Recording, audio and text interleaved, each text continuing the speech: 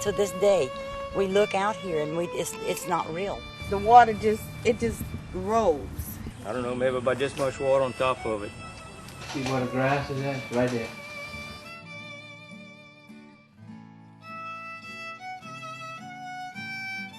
This is like something of biblical proportions, the 1-2 punch.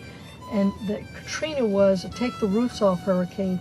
Rita was a surge all of the marsh mud into your homes and water and lose everything. Katrina done the top, all the top. Yeah. And then Rita came and done all the bottom. We never dreamed this would ever go on like this, you know. I got someone to bring me in a boat. And I thought, well, I could just wade through the water and check out the building and see that everything was okay. So we got to the wharf behind our building where the restaurant is. And at that point, that's when I realized the water was like chest deep. And I looked around, and people's furniture was just all over the levees, and things that you knew they had worked for all their lives were just washed out. And you just wanted to fix it, and you couldn't.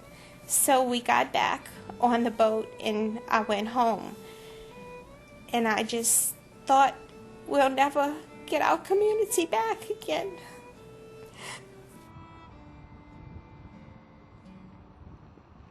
We're 8 months out of the storm, and we're still looking at debris that needs to be cleaned up. We still have houses that have to be mucked out.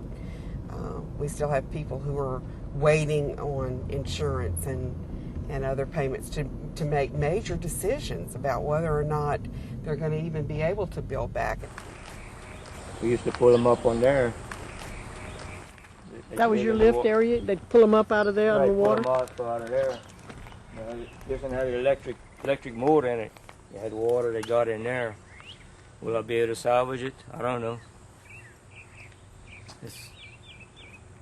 Everything's up in the air. What I'll be able to save and what I won't be able to save.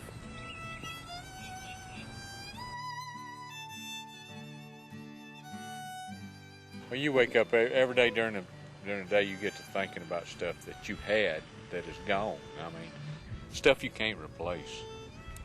And and every time you realize something's gone, it's a whole, just starts all over again. You know, you never get used to that. I've lost this and it's not coming back.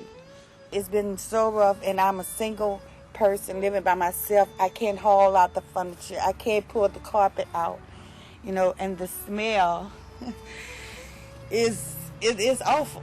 You got to clean it all out. You got to see what's salvageable, and you got to start over. Right. And that means loans and grants and work and help. Right. One man can do a lot, but maybe not everything. You can't do it all. Can't do it all. We always left our home, but when we come back, we always had a home. This time we left, nobody had a home. But we couldn't save anything. I mean, water this high, what you gonna save? We saved our life.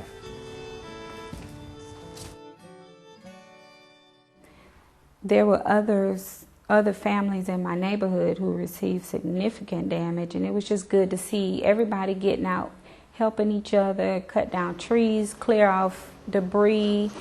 I mean, people who had never communicated or spoken before, we were all out just helping each other. And I said, you know, this is what it means to be a community and to be close-knit and to be neighbors. We've tried to determine the hardest hit, lowest income areas, and to see what we can do to help people who had houses and now are without houses to get back in them. Those that had houses that are severely damaged that maybe could be rehabbed to get those back up and running. And then where there are big holes where houses used to be, to perhaps be able to put houses back there so that we can now address possibly on a small scale the lack of affordable housing that this storm has left. Everybody ought to have to live in a FEMA trailer and lean over a toilet and brush their teeth. Now, that has been a big thing because it's so close. And I have a hard time walking anyway, and it's just like everything is right there. And I always thought when I retired from the power company, I'd like to get me a motorhome and just travel. No. It seems to me, and this is what I noticed immediately after Katrina, was the corporations began to be able to recover very quickly. And after Rita, the corporations were able to recover because they have resources. We need to get our community development corporations to have sufficient resources and stability and sustainability so they can have a presence in communities that's immediate in order to be able to respond and help people respond the way the corporations are able to respond. Because certainly the government, we can see from these two storms, the government, in terms of Rita, they don't even talk about it. The government is not here to help the people. It's going to be hard to rebuild. I don't know that we'll ever be the Mississippi Gulf Coast we were, 8 months ago. But it's going to take a lot of work, a lot of rebuilding, a lot of investing in the area to make it a more inviting place to live, work, and do business. So it's going to be tough, but I think it is achievable. People came and they started this. We had hope again, but before we had nothing. So there is help. Well, Southern Mutual Help's Rural Recovery Task Force is going to be here, and they're going to help you. They're not going to do it all for you, but they're going to help you recover. Thank y'all so much, so much. So, neighbors. So good to have people like y'all. Oh. So, neighbors. Yeah. When Southern Mutual came down, they gave us a grant. We were able to buy new tables and chairs. They helped us with our refrigeration. And I think more important than anything, they gave us courage because we felt that there was people out there who actually cared. I think that people ought to come back to save the little town, really. And everybody keeps saying they're not coming back. But when you look at it, they're coming back. Slow, but they're coming. I'm so glad. I don't know.